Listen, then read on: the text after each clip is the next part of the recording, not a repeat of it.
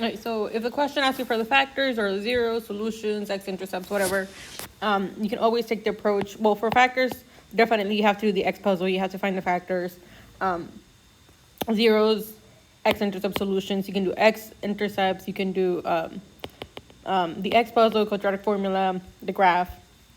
But for the factors, I always recommend doing the x puzzle, where this is my A, B, and C.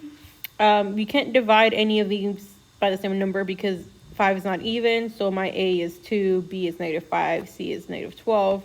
So when I still do the x puzzle, multiply A times C. B value, -5, -24.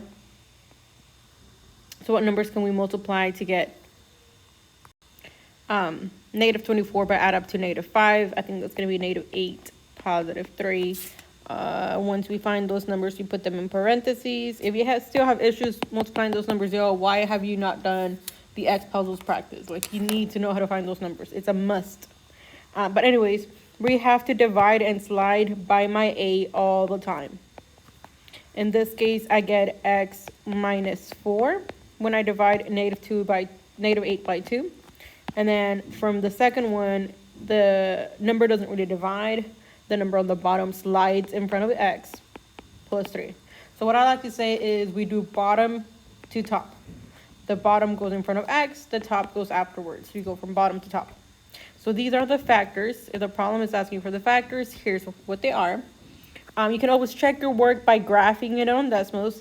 If you type the problem in Desmos and type in your answer choice, they have to match. Like if I type this on one line, this on the other line, it's going to give me the same graph on top of each other. It should look something like that.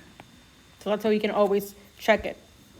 The other thing is, so here's what I wanted you to see. If I type in my problem in Desmos, like the whole thing, 2x squared minus 5x minus 12, and I type in just one of the factors, I just typed in x -4, you're going to notice that they cross at the x-axis at the same point.